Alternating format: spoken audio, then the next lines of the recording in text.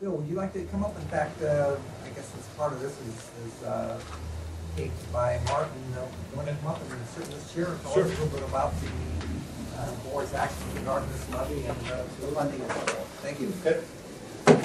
Number one, just thank you for the opportunity to come and speak to you about the request. And we at the Board of Developmental Disabilities right now are serving 3,400 people this year. And what we're seeing is that the number of people we serve is increasing about 3% every year. And this levy request is asking actually for no new money, even though it is identified as a 1.9 mil renewal with a 1.4 additional. We have in 2013 and 2014 two expiring levies. And what, in essence, we're attempting to do is combine them. And this is the only mechanism we have to do that. Our board has, through board resolution, indicated they would not levy the dollars for the 1.4 mils that is expiring in 2014 if this levy passes in May. So now, when would you start collecting? Would there be any overlap? There would not be. There Okay. would not be. We would. This is a no new tax pledge, and we are not seeking any additional dollars. We are just attempting to combine the expiring levies in 13 and 14, and this is the only mechanism we have to do that. So if you would approve this request and approve us to go on the ballot, the onus really lies with the Board of Developmental Disabilities in communicating this message that number one, it's no new taxes, and two, we are attempting to take two expiring levies and combine them into one. Maybe this is a question for everybody. The 1.3 being new, that means it will collect more than a renewal would have, correct? 1.4 additional, you mean? Combined two together at 3.3. Right. Okay. Yeah, the 1.4. I have no idea what it would be. It depends on the valuation that the auditor comes up with. But you could be collecting even money. We could, but we're anticipated to collect less because of the property valuations. Yeah. And in regards to the whole subject, in regards to the levies, we are expecting to collect about $1.1 million less, is what our projections indicate right now. Okay. And that $1.1 million less is on top of state and other reductions. And if you total all our reductions in place between state and Department of Education subsidy, the loss of tangible personal property tax, we are going to be losing $7.2 million going forward. And given those losses in revenue, we're not seeking any new tax dollars. But what we are doing is continuing to transform our agency and change our business model, if you will, and how we serve people with developmental disabilities. Right now we have 80 agency providers and 400 individual providers providing services residentially to people with disabilities. Right now we have not-for-profit and for-profit agencies providing day services for people with disabilities, and that continues to expand. So our business model is changing, and the system in regards to service delivery for people with developmental disabilities is changing also, and our agency will be changing with it. And because that's the case, we do think that even with the $7.2 million reductions that we are going to be experiencing, we believe we would continue to be viable with our transforming business model. 7.2 million over what period of time? Okay, it will totally be implemented at the end of 2015. All the money $7.2 million less and forward. Our tangible, the only thing that's really left right now is the tangible personal property tax phase out, which will be concluded in 2015, and the property valuation changes that have gone into effect January 1. What's your budget? Right now, it is $50 million.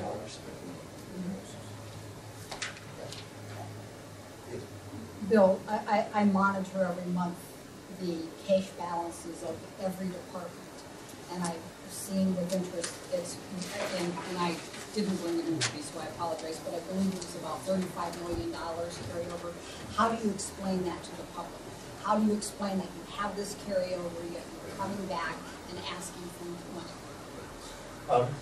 There's a number of different ways to explain why we are where we are.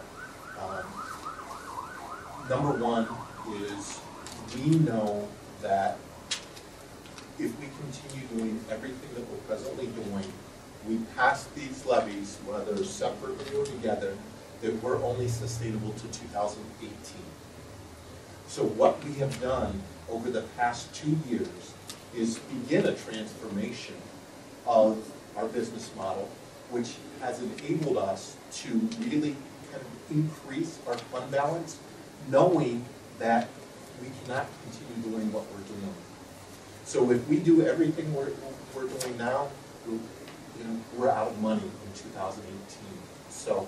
So the way we plan to get there is with having planned the fund balance to be where it is today. I do actually have a graphs in regards to showing you the trend line that they've illustrated also in graphically. I think is helpful because as you point out, our fund balance is it's right around 32.2 right now. Yeah, but it could have been with encumbrances not having been debited yet. So the green line is what we're talking about at this time. And Richard may have asked you, and I was preoccupied. What is your budget per year? $50 million. $50 million. Yeah, round figures. So our fund balance right now is it is about gets us through 2/3 of a year. If these levies do not pass, that fund balance will be gone by the end of 2015. So, I mean, it is obligatory that renewals of the 2 expiring levies occur. And it's also obligatory that we continue to transform ourselves in regards to increasing our sustainability.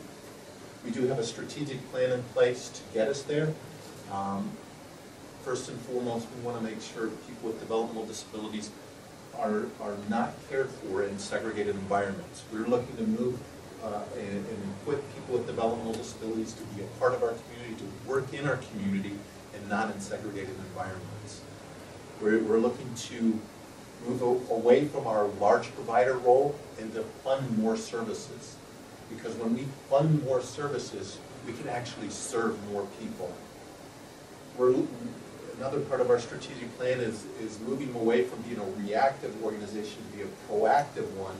And our fund balance was part of that design, knowing that we will need another 5 years to kind of fully implement the changes in our business model to be long-term sustainable and reach the most amount of people with developmental disabilities. And the final part of our strategic plan is moving from unsustainability to sustainability. I don't know if that answers your question directly, and I know I understand the concern. And to finish, we've been very effective stewards of taxpayers' money to serve people, not just today, but to look for really a decade. And the message we are providing all our stakeholders, individuals, families, providers in the Stark County community is the question we put before them. If the money we have today is all we have for 10 years, how do we address a new person entering our system? And that is the question we're putting before them, and we're saying it's because of the way it is, because we have a strategic plan to get there to ensure that we are a safety net, and that we are equipping people with disabilities to be as independent as possible. Do you have any sort of projections of how many people you think will be coming into the system Yeah. in the near future? Yeah, and Commissioner, yeah, and you know what, it has been over a 10-year period, we've increased services 3% per year over the past 10 years. We serve about 210 new people every year. And the reason for this is, you know, the awareness of the medical community and referring infants and toddlers sooner. It's also in regards to advanced medical technology that is even better than 10 years ago. Children and infants that have significant disabilities are living and living longer. And then finally, our community awareness efforts in regards to ensuring people know who to refer people with mental retardation, intellectual disabilities, and developmental disabilities too. So that is, every year there's 3% more people than we served the year before. How many levies do you have out there right now? We have 5.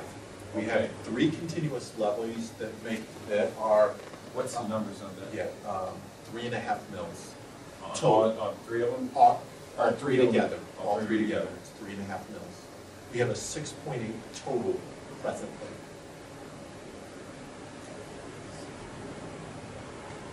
And that's what we would like to continue with your review. It would still be at 6.8, We would. because your language, it looks confusing. Yes. It really does. And we own it, you know, and that the challenge. But we have talked to stakeholders. We've talked. We've certainly done polling in regards to the challenges of going on back-to-back or attempting to combine them and going forward. I believe going once is best for people with disabilities long-term, as well as the transformation that we need to make. So then if this would pass, you'd have the 3 continuous ones, and this one for 10 years, and that would be it. And that, the projection, in your projections, that will get you 10 years out? If we continue doing everything that we're doing now, it only gets us to 18. So we have to continue a transformation so we can get So 10. 5 years. Yeah. No. If we don't continue to change, which we intend to do. So we believe we can get 10 years out, but significant changes need to occur within our agency to be able to do that. Debbie, if you could for us, and Debbie Dawson is from the prosecutor's office, could you explain the process of this board approving resolutions? And I think it's a 2-step process, but could you explain that 2-step process for us and for everybody attending the meeting, and also what statutory or calendar deadlines might be associated with those steps? The Board of Commissioners is the taxing authority for the DD board, much like you remember recently for the Stark County Library District, when that levy was put on. Their board passes the resolution for whatever millage they want, for the purpose they want. Purposes are set out in the statute, which is referenced in here in 570519, and for their purposes it's sub L.